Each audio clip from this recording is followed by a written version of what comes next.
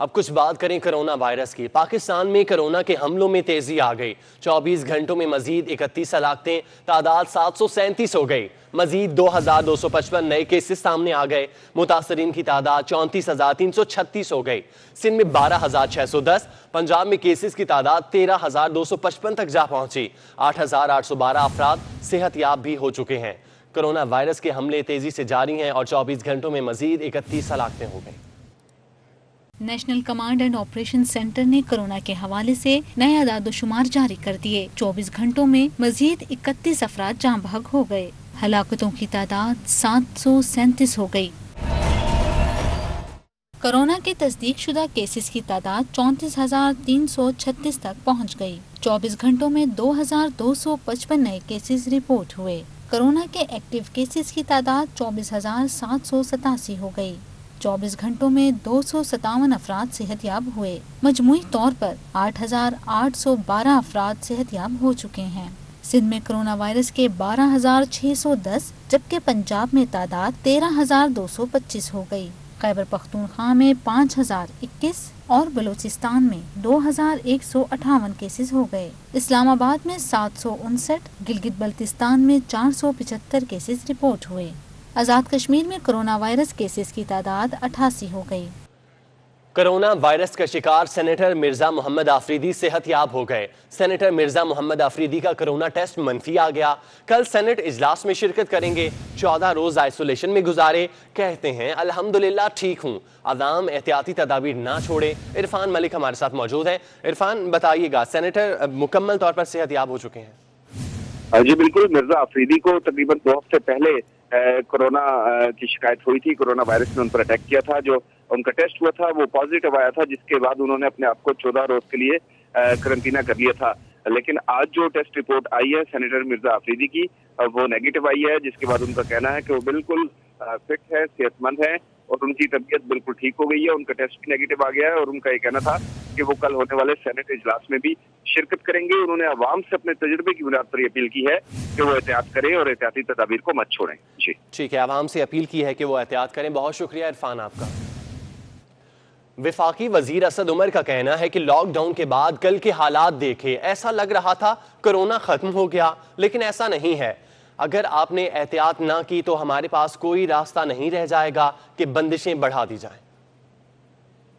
जैसे मैंने हालात देखे तो ऐसे लग रहा था कि लॉकडाउन में नरमी नहीं हुई है, जैसे कोई ऐलान किया गया कि कोरोना ही ख़त्म हो गया। तो ये जहन में रखने की ज़रूरत है कि कोरोना नहीं ख़त्म हुआ। हिफाजत आपने आज भी अपनी करनी है। रमज़ान है, इबादत का महीना है, अल्लाह ताला की ख़ास रहमत है मुसलमानों के ऊपर। एक इबादत के लिए हमें महीना मिला हुआ है और उसके बाद आगे ईद भी आनी है। तो इसलिए ईद की तैयारी ज़रूर करें, इबादत ज़रूर करें, लेकिन दोनों काम इस तरीके से करें कि ना अपनी सेहत के ऊपर ख़तरा पैदा करें, ना अपने दोस्त, अपने अहबाब, अपने रिश्तेदार, अपने घर वाले, अपने मोहल्ले वालों के लिए आप कोई ख़तरा पैदा करें। कोरोना और लॉकडाउन से नफ्सियाती मसाइल बढ़ने पर सिंध में मेंटल हेल्थ हेल्पलाइन कायम कर दी गई। वजीर आला सिंध सैयद मुराद अली शाह ने हेल्पलाइन का इफ्तिताह कर दिया। उनका कहना है कि कोरोना वायरस की सूरत हाल के बायस लोगों में दिमागी अमराज जन्म ले रही हैं। हेल्पलाइन से नफ्सियाती मसाइल का शिकार लोगों को मदद फराहम की जाएगी।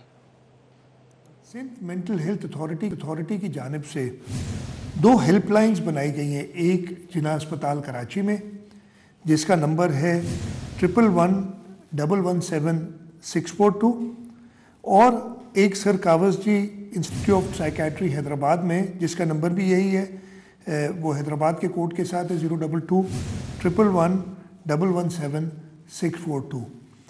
इन दोनों जगहों पे सीनियर साइकेट्रिस्ट और ज़हनी अमराज के जो माहिरीन हैं वो मौजूद होते हैं सुबह 8 बजे से लेके दोपहर 3 बजे तक। और जैसे कि आपको पता है कि इस कोविड के मर्ज़ में लोग शदीद ज़हनी दबाव का शिकार हो जाते हैं, उनके लिए ये सिंध मेंटल हेल्थ अथॉरिटी ने हेल्पलाइंस बनाई हैं। इन पे आप फ़ोन करके अपनी साइकेट्रिक हेल्प ले सकते हैं।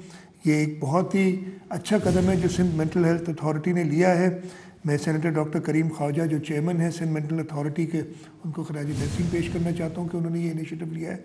ये हेल्पलाइंस ऑपरेशनल हैं। मैं सबसे ये अर्ज़ करूँगा कि वो इन हेल्पलाइंस पे कॉल करके और अपनी जो मसाइल हैं, अगर कोई ज़हनी दबाव का शिकार होते हैं तो इस हेल्पलाइन पे कॉल करके माहिरीन मदद ले सकते हैं।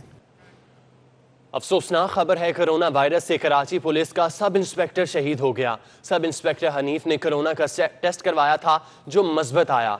वो इंडस अस्पताल में ज़ेरे इलाज थे। हनीफ ने कोरोना टेस्ट कराते वक्त अपने ही मोबाइल से वीडियो भी बनाई। 24 न्यूज़ को मौसूल वीडियो में हनीफ अपने महकमे की बेहिसी का अहवाल बता रहे हैं। सब इंस्पेक्टर हनीफ ने वीडियो में पुलिस अफसरान की बेहिसी का जिक्र भी किया। मैं जिना अस्पताल में हूँ और अपनी मदद आप पर जो है ना, मैं कोरोना टेस्ट और बस जैसे प्राइवेट लोगों के हो रहे हैं वैसे ही करवा रहा हूँ। सुबह से हमें किसी ने नहीं पूछा और ये मेरे पास जिना अस्पताल का पर्चा भी है। दुआ कीजिएगा कि सब पर अल्लाह रहम करे और महकमा पुलिस पर ख़ास कर रहम करे अल्लाह ताला। महकमा पुलिस में सारे बेहस बैठ गए हैं आके। सिंध में कोरोना खतरनाक सूरत हाल इख्तियार कर गया। सिंध हुकूमत ने वबाई सूरत हाल से निमटने के लिए मुस्तकिल प्लानिंग करने का फैसला कर लिया। नए माली साल में अलग बजट मुख्तस करने का फैसला किया गया। बजट नजरसानी के लिए 3 रुकनी कमेटी भी कायम कर दी गई। तफसीलात जानते हैं आज़ाद नोहड़ियों से। आज़ाद, बताइएगा, माली साल में बजट भी मुख्तस किया जाएगा कोरोना के लिए?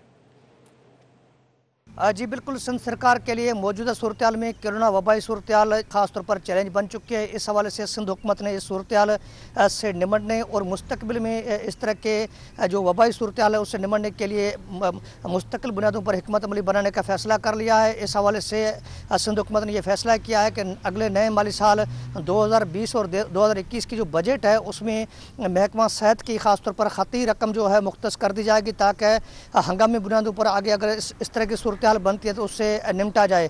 इस हवाले से सिंध हुकूमत ने 3 रुकनी कमेटी तश्कील दे दी जिसमें महकमा तरकीब व मनसूबाबंदी, महकमा इक़दामात और महकमा सेहत के अफसरान शामिल हैं जो महकमा सेहत की बजट पर नज़रसानी करके नए माली साल के लिए बजट तैयार करेंगे। इस हवाले से तिबी माहिरन जो है उनसे भी तजावीज़ दी जाएगी ताकि मुस्तकिल बुनियादों पर इस बजट को ख़ती रकम इस बजट में जो है मुख्तस कर दी जाए। इस हवाले से सिंध हुकूमत ने यह भी फैसला किया है कि रवा माली साल की जो बजट 120 अरब रुपये है जो नाकाफ़ी है, जिससे इस तरह की सूरत हाल से निमटना अभी मुमकिन नहीं है। इस हवाले से सिंध हुकूमत के तर्जमान मुर्जा वहाब ने तस्दीक की है कि सिंध हुकूमत का जो फोकस है अगले नए माली साल में वो महकमा सेहत है और महकमा सेहत में बेहतरी लाने के लिए सिंध हुकूमत जो है नए माली साल की बजट में जो है ख़ती रकम मुख्तस करने जा रही है ताकि इस तरह की सूरत हाल से निपटा जाए, सूरत हाल से निपटा जा सके। आज़ाद, बहुत शुक्रिया। गवर्नर पंजाब चौधरी मोहम्मद सरवर का कहना है कि कोरोना वायरस तेजी से फैल रहा है, कारोबार तबाह हो रहे थे, इसीलिए लॉकडाउन में नरमी की। SOPs पर अमल ना हुआ तो सख्ती के अलावा कोई ऑप्शन नहीं होगा। लाहौर में मीडिया से गुफ्तगू में उनका कहना था हुकूमत शफाफ तरीके से लोगों तक इमदाद पहुंचा रही है। पंजाब डेवलपमेंट नेटवर्क के हमारे टोटल जो NGO जो हमारे साथ काम कर रहे हैं वो 65 NGOs हैं जो पंजाब के मुख्तलिफ इलाकों में राशन लोगों तक पहुंचा रहे हैं। और मुझे ये बताते हुए बड़ी खुशी है अब तक 6 लाख राशन पंजाब के मुस्तहिक लोगों तक पहुंचा दिया है। और मैं समझता हूं कि ये मुखय्यर हजरात का और ये हमारे NGOs की बहुत बड़ी मेहनत है। सरवर फाउंडेशन अब 2 मिलियन लोगों को 20 लाख लोगों को डेली पीने का साफ पानी जो है फराहम कर रही है। बोर्ड इम्तिहानात से मुतालिक पंजाब हुकूमत ने सिफारिशात तैयार कर ली। इस साल कोई तालिब इल्म भी फेल नहीं होगा। रवा साल कोई इम्तिहान ना लेने की सिफारिश की गई। तफसीलात जान लेते हैं। रेहान गुल हमारे साथ मौजूद हैं। रेहान, बताइएगा मजीद क्या तफसीलात है इस हवाले से? जी, पंजाब ने रवा साल बोर्ड इम्तिहानात के हवाले से अपनी सिफारिशात तैयार कर ली हैं जो कल वफाक की ज़ेर सदारत अहम इजलास होगा, बैनुल सूबाई इजलास, जिसमें पेश की जाएंगी और इस इजलास की सदारत वफाकी वज़ीर तालीम करेंगे। सिफारिशात के मुताबिक एक तो अच्छी खबर यह है कि रवा साल में कोई भी तालिब इल्म फेल तसव्वुर नहीं होगा और ना ही कोई इम्तिहान लिया जाएगा। तमाम तालिब इल्मों को अगली जमात में प्रमोट कर दिया जाएगा। लेकिन जिन तलबा की पिछले साल में सप्ली थी या वो किसी एक दो मजमून में फेल थे, उनको भी एवरेज मार्क्स देकर रवा साल में पास कर दिया जाएगा। लेकिन इसके साथ साथ तालिब इल्मों को ये ऑप्शन दी जाएगी कि अगर हुकूमत का ये फैसला उनको तस्लीम नहीं है और वो इम्प्रूव करना चाहते हैं तो उसके लिए वो अगले साल इम्तिहान दे सकते हैं। ये स्पेशल केसेस की 11 कैटेगरीज बनाई गई हैं, जिसमें इम्प्रूव करने वाले शामिल होंगे, कंपोजिट केसेस वाले शामिल होंगे और सप्ली वाले शामिल होंगे और वो अगले साल इम्तिहान दे सकेंगे। ठीक है रेहान, बहुत शुक्रिया आपका। लॉकडाउन में नरमी के बाद सिंध भर में दुकानें खुल गईं। बदीन में भी मार्केट्स ओपन है, लेकिन समाजी फासले की हिदायत पर अमल नहीं किया जा रहा। मजीद बता रहे हैं मलिक दानिश इलियास। दानिश, बताइएगा। जी बिल्कुल, 1.5 माह के बाद सिंध भर समेत बदीन को भी मुकम्मल तौर पर अपना खोल दिया गया है, लेकिन बदीन इंतजामिया की जानिब से किसी भी SOPs पर अमल दरामद नहीं किया जा रहा है। जो शहरी हैं बिला ज़रूरत भी अपने घरों से बाहर निकल आए हैं और जो मार्केट हैं वो मार्केटें अपना फुल टाइम जो फुल हुई हुई हैं ग्राहकों से, और उसी के साथ साथ किसी को कोई एहतियाती तदाबीर के बारे में बताया नहीं जा रहा। किसी ने कोई मास्क वगैरह नहीं पहना हुआ। दुकानों पे काफ़ी रश नज़र आ रहा है। लोग जो है काफ़ी हजूम के साथ अपना शहरों में आकर अपना ईद की शॉपिंग करने में मसरूफ़ हैं। इंतजामिया को चाहिए कि वो इस पर फिल फॉर नोटिस ले और लोगों को मुतहद करे कि वो SOPs के हिसाब से इस पर अमल दरामद करें ताकि किसी भी अपना वायरस से निपटा जा सके। ठीक है दानिश, बहुत शुक्रिया। सिंध हुकूमत की इजाज़त के बाद कराची के बाजारों में तीसरे रोज़ भी गहमा गहमी अरूज पर। लोग बगैर मास्क और बगैर समाजी फासला रख के ख़रीदारी में मसरूफ़ हैं। शहर की मार्केट्स में इस वक्त क्या सूरत हाल है, जानते हैं। हबीब खान वहीं पर मौजूद हैं। हबीब, बताइएगा। जी बिल्कुल, सिंध हुकूमत की जानिब से कारोबारी तबके को जो इजाज़त दी गई है कारोबार की, आज उसको तीसरा रोज़ है। शहर में कारोबारी सरगर्मियाँ जो है वो बहाल हो चुकी हैं। शहर की जो रौनक है वो बहाल हो चुकी है। लोग अपनी ईद की शॉपिंग की तैयारियां करने के लिए जो मार्केटों का रुख है वो कर रहे हैं। इस वक्त भी हम सदर मार्केट में मौजूद है। मेरा कैमरामैन राहिल आपको अकब में दिखा सके तो यहाँ पर शहरी जो है वो ख़रीदारी के लिए अपनी जो है वो मार्केटों में आए हुए हैं। कई मार्केट्स में जो है वो हुकूमती SOPs का जो है वो ख्याल रखा जा रहा है। दुकानदारों की जानिब से भी, शहरियों की जानिब से भी मास्क, सैनिटाइज़र्स और इसके अलावा जो सोशल डिस्टेंसिंग है वो मेंटेन की जा रही है। लेकिन कुछ मार्केट्स में हम ये भी देख रहे हैं कि यहाँ पे जो शहरी हों या फिर दुकानदार हों, उनकी जानिब से SOPs पे जो है वो अमल दरामद मुकम्मल तौर पर नहीं दिखाई दे रहा है। जिसके हवाले से कल जो है वो ताजिर रहनुमा जो हैं कराची के, जिसमें जो ऑल कराची सिटी ताजिर इत्तेहाद के सदर हैं अतीक मीर, उनका कहना ये था कि जो भी ताजिर और जो भी मार्केट्स इन SOPs का ख्याल नहीं करेंगी, अगर उन मार्केट्स को हुकूमत की जानिब से सील किया जाता है तो कोई भी ताजिर एसोसिएशन जो है उनको सपोर्ट नहीं करेगी। दूसरी जानिब जो सिटी ताजिर इत्तेहाद के सदर हैं, चेयरमैन हैं हकीम शाह, उनका भी यही कहना है कि हुकूमती SOPs पर जो है वो मुकम्मल तौर पर अमल दरामद करना तमाम तर दुकानदारों समेत शहरियों की जिम्मेदारी है, और कोई भी अगर इसकी खिलाफ वर्जी करता है तो उसकी दुकान और उसके जो मार्केट है उसको सील किया जाएगा। आज कारोबार का तीसरा रोज़ है। शहर की तमाम तर मार्केटें, सदर हो, तारिक रोड हो, लियाकताबाद हो, हैदरी मार्केट हो, बादराबाद हो,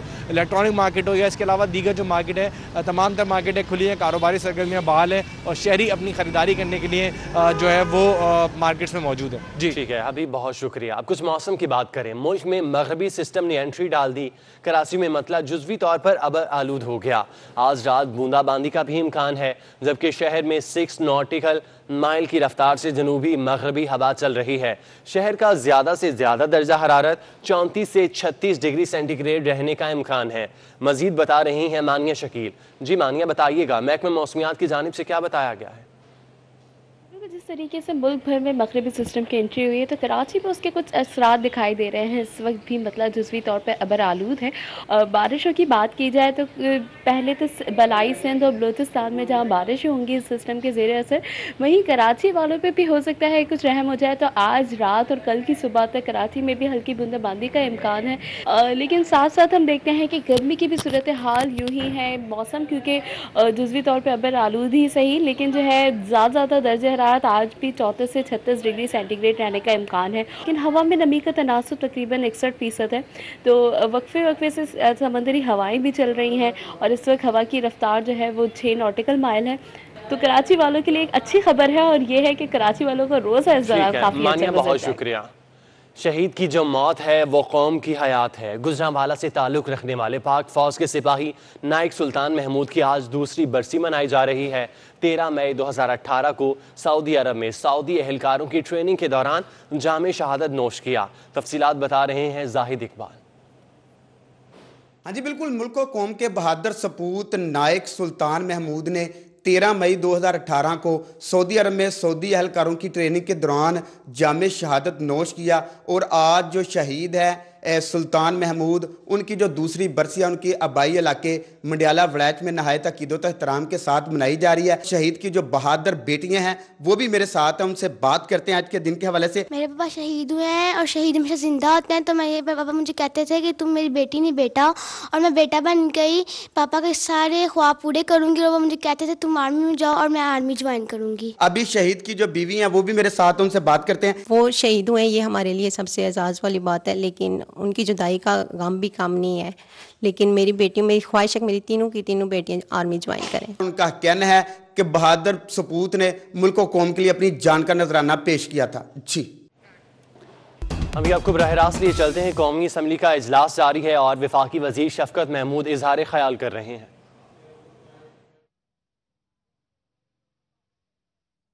हमने कोशिश करनी है कि बीमारी जो है उसको हर तरीके से उसका मुकाबला करें, और लॉकडाउन किए हमने, और हमने जितने तालीमी इदारे थे वो सारे बंद कर दिए, जितनी शादी हॉल थे, ट्रांसपोर्ट, सब कुछ बंद कर दिया।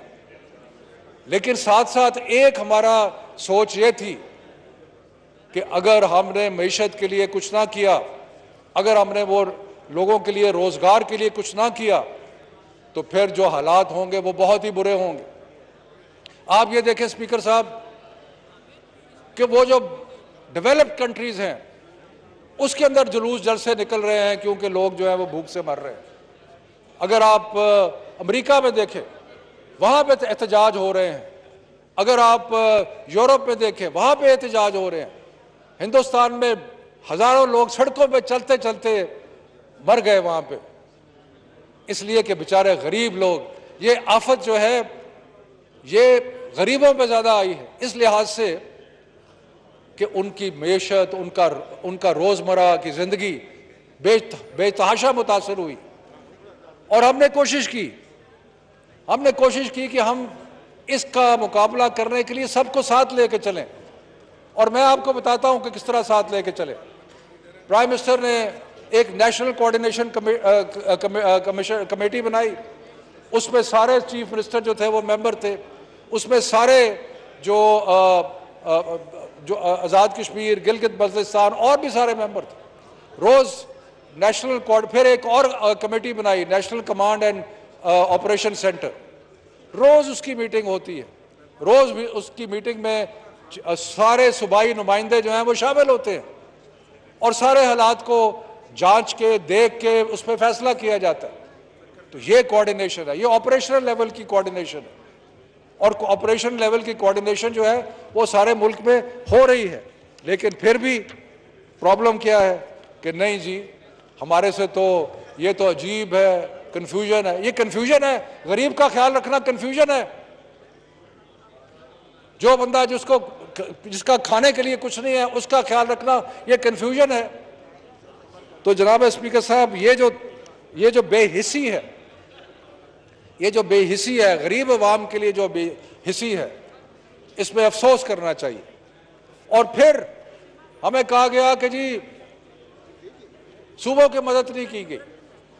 एक तरफ 18वीं तरमीम, जिसमें एक कानून है 18वीं तरमीम, एक आइन है, आइन का हिस्सा है, क्योंकि आइन का हिस्सा है उसकी कदर करते हैं। लेकिन कोई भी ऐसी चीज़ है जिसमें यह नहीं होता कि गुंजाइश ना हो, लेकिन कहा खबरदार 18वीं तरमीम का जिक्र भी ना छेड़े। लेकिन साथ साथ ऑर्डिनेंस जो सिंध ने पास किया उसके अंदर ऐसी चीज़ों का जिक्र किया जिसका तल्लुक वफाकी हुकूमत से है कि जी बिजली के रेट कम करें। बिजली कहाँ से? 18वीं तरमीम को ज़रा गौर से पढ़े, उसमें बिजली जो है वो सूबाई सब्जेक्ट नहीं है कि जी उसको अदा कर दें। और जो कि जी वफाक हमें जो है वो हेल्थ में मदद क्यों नहीं कर रहा? हमने मदद की, हमने बेशुमार चीज़ें भिजवाई, लेकिन आपकी जिम्मेदारी है। तो एक तरफ 18वीं तरमीम का वावेला और दूसरी तरफ खुद 18वीं तरमीम के जो हदूद है उनसे तजावज़। तो मेरा ख्याल है कि ये जो रवैया है ये रवैया ठीक नहीं है। उसके बाद स्पीकर साहब, हमने हर तरीके से मेरे तालीम के मैदान में आ जाए, कोशिश की कि हम सबको साथ लेकर। असम्बली के इजलास में वफाकी वजीर शफकत महमूद इज़हार ख्याल कर रहे हैं। आगे बढ़ते हुए आपको बताएं, LNG स्कैंडल में नैब रावलपिंडी ने शाहिद खाकान अब्बासी और उनके बेटे को कल तलब कर लिया। जिन सवालात के जवाबात नहीं दिए गए थे वो दोबारा किए जाएंगे। अकाउंट्स में अरबों रुपए ट्रांजैक्शन से मुतालिक भी सवालात किए जाएंगे। शाहिद खाकान अब्बासी को ज़िमनी रेफरेंस पर सवालनामा भी दिया जाएगा। LNG स्कैंडल में नैब रावलपिंडी ने शाहिद खाकान अब्बासी और उनके बेटे को कल तलब किया है। अवैस कियानी हमारे साथ मौजूद हैं, उनसे तफसीलात जानते हैं। अवैस, बताइएगा, शाहिद खाकान अब्बासी और उनके बेटे को कल तलब किया गया है, मजीद क्या तफसीलात हैं? ये बिल्कुल जो नैब रावलपिंडी है उन्होंने शाहिद खाकान अब्बासी और उनके बेटे को जो है एक मरतबा फिर जो है तलब कर लिया है। जो हमारे नैब हैं वो बता रहे हैं कि जो LNG के जो डील हो रही थी तो इस वक्त इनके अकाउंट से अरबों की ट्रांजेक्शन हुई, वो किस मद में हुई, उस हवाले से बात होगी। और इससे बताया जा रहा है कि जिन सवालात के जवाब नहीं दिए गए वो दोबारा जो है वो पूछे जाएंगे। नैब ने याद रहे कि इस हवाले से पूरी जो रेफरेंस की अदालत में जो है वो दायर कर रखा है और इसमें जो चीजें आ रही थी, जो सवालात थे, उनके लिए जो है शाहिद खाकान अब्बासी और उनके बेटे को तलब किया गया है। LNG की जो डील हो रही थी उसके दौरान बताया जा रहा है, हमारे जराए जो नैब जराए हैं, तो उसमें जो ट्रांजेक्शन हुई थी उस मामले को जो है देखते हुए इनको तलब किया है नैब रावलपिंडी, जहाँ पर साबिक वज़ीर आज़म शाहिद खाकान अब्बासी 12 वहाँ पर पेश हो चुके हैं। ठीक है अवैस, बहुत शुक्रिया आपका।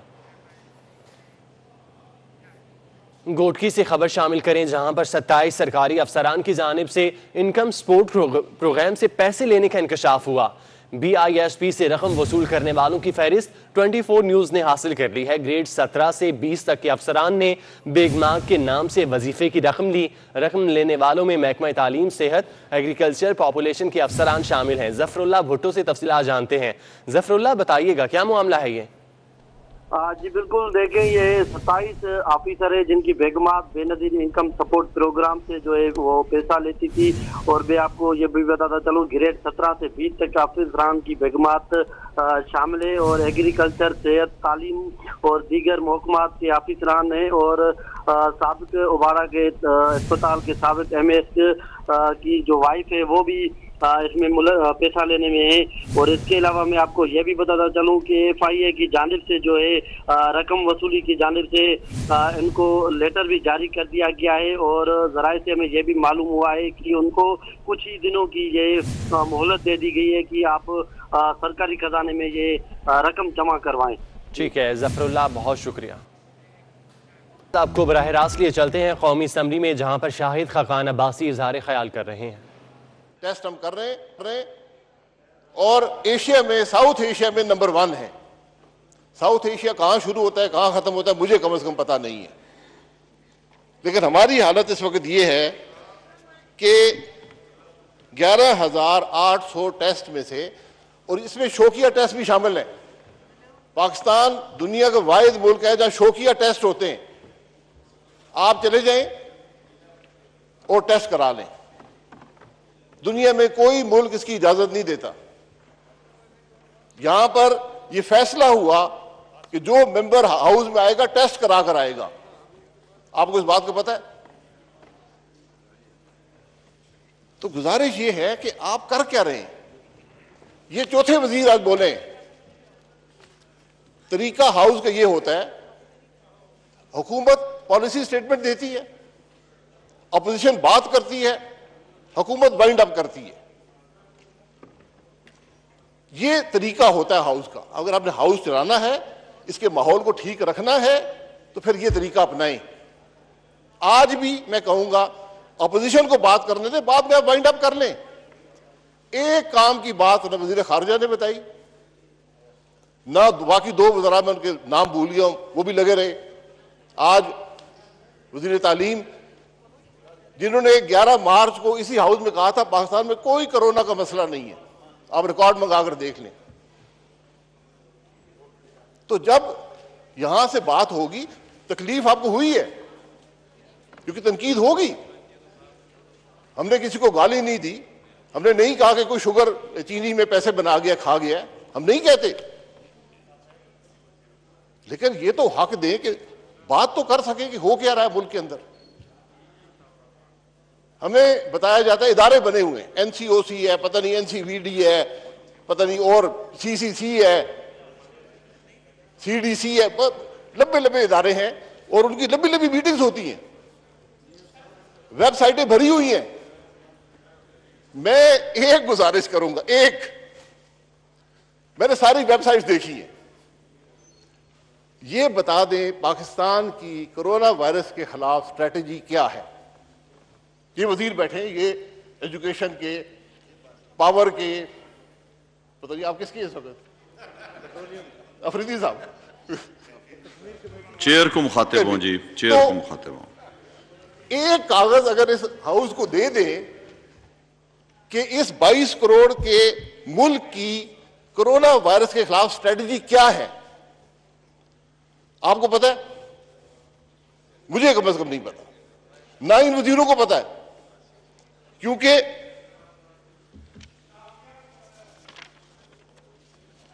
नारेबाजी ना करें जी। ये मैं बता रहा हूं जो वजीर खारजा ने कहा, उन्होंने कहा जी नेशनल स्ट्रेटजी इवॉल्व हो रही है, इवॉल्व हो रही है, ये उन्होंने हाउस के फ्लोर पर कहा। और ये सब कुछ जो हम कर रहे हैं ये कैलकुलेटेड रिस्क टेकिंग और डेटा बेस्ड है। ये बड़े खूबसूरत अल्फाज हैं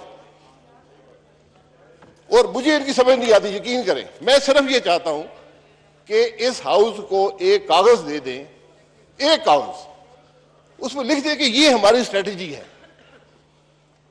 अगर ये ज्यादा बात है तो बता दें। मैंने सारी वेबसाइट देखी है, बड़ी खूबसूरत वेबसाइट्स हैं, हर वेबसाइट पे एक डॉक्टर जफर मिर्जा साहब के फोटो हैं, प्राइम मिनिस्टर के फोटो हैं, वो मीटिंग्स भी कर रहे हैं, बहुत मीटिंग्स होती है अल्हम्दुलिल्लाह। लेकिन आपकी स्ट्रेटजी क्या है? ये मैं आपको प्राइम मिनिस्टर साहब को बता देता हूं, उनकी बातें मैं लिख के लाइए जी। प्राइम मिनिस्टर साहब का रिस्पांस क्या रहा है? 12 से ज्यादा तकरीरें फरमाई हैं, कर्फ्यू के बारे में बताया, बहुत तशवीश है डेली वेज वर्कर के बारे में, हमें भी है, मिनिस्टर साहब भी ज्यादा परेशान है कि डेली वेज वर्कर का क्या बनेगा। उन्होंने कहा कि मैं कोई लॉकडाउन नहीं करूंगा, प्राइम मिनिस्टर ने कहा कोई लॉकडाउन नहीं करूंगा, नहीं होने दूंगा क्योंकि गरीब को तकलीफ होगी, नहीं लॉकडाउन करने दूंगा। मीटिंग के बाद मीटिंग, लेक्चर के बाद लेक्चर हमें मिला है और यह कहा गया कि लॉकडाउन नहीं करेंगे। फिर बताया कि अशरफिया ने लॉकडाउन कर दिया, अशरफिया ने। तो मैं पूछूंगा ये अशरफिया कौन है जिसे लॉकडाउन कर दिया? क्योंकि ये मैं आपको हकीकत बताऊं, मैं इसी शहर का रहने वाला हूं। जिस दिन प्राइम मिनिस्टर साहब ने कहा मैं लॉकडाउन नहीं करूंगा, उसी दिन प्राइम मिनिस्टर साहब के घर के गेट के बाहर कर्फ्यू लगा हुआ था, कर्फ्यू लगा हुआ था, लॉकडाउन नहीं कर्फ्यू था उसी दिन। तो मुल्क में हो क्या रहा है? मैं तो ये सवाल करता हूं। मैं माजरत चाहता हूं अगर वजीर साहब को कोई तकलीफ पहुंचे या मेरे रवैये से उनको कोई, मैं माजरत चाहता हूं, एडवांस माजरत चाहता हूं। लेकिन हमें यह बताएं इस मुल्क में आप कर क्या रहे हैं? आपकी स्ट्रेटजी क्या है? प्राइम मिनिस्टर कुछ कहता है, वजीर कुछ कहते हैं, स्पोक्स पर्सन कुछ और कहते हैं, होता कुछ और है। काबीना के फैसले होते हैं। काबीना ने चंद दिन पहले एक फैसला किया, सबने पहली दफा सबने मास्क पहने और उन्होंने फैसला किया कि लॉकडाउन को ईज करेंगे। स्मार्ट, एक नया लफ्ज आया, स्मार्ट लॉकडाउन करेंगे। तो जो लॉकडाउन हुआ नहीं, मुझे काबीना का डॉक्यूमेंट दिखा दें जब लॉकडाउन किया गया हो। ये वजीर बैठे बता दें, काबीना का फैसला दिखाएं कि उन्होंने फैसला किया कि मुल्क में लॉकडाउन होगा, ले आए। क्या है लॉकडाउन, क्या होगा? पंजाब काबीना के हैं फैसले, सिंध के हैं, केपी के हैं, बलूचिस्तान के हैं। वफाक का फैसला दिखा दें। फिर ईज कर दिया लॉकडाउन। ये बता दें आपने क्या ईज किया, ये बता दें। स्मार्ट लॉकडाउन वो क्या होता है? न्यूयॉर्क के गवर्नर ने तारीफ की है पाकिस्तान की, मैंने नहीं देखी, लेकिन एक वजीर कहता है असेंबली में मैं बात मान लेता हूं। उसको पता नहीं था गरीब के बच्चे को। गवर्नर न्यूयॉर्क को काम नहीं आता, हमारी स्मार्ट लॉकडाउन के बाद उसने भी स्मार्ट लॉकडाउन शुरू कर दिया। तो एक कंफ्यूजन है, एक परेशानी है। आप यकीन करें कोई लॉकडाउन नहीं है पाकिस्तान, 70% इलाके में कभी लॉकडाउन हुआ ही नहीं। कौन सा कौमी असम्बली के इजलास में शाहिद खाकान अब्बासी इज़हार ख्याल कर रहे थे। न्यूज़ स्टूडियो से फिल वक्त इतना ही। बाखबर रहने के लिए देखते रहिए 24 न्यूज़ HD।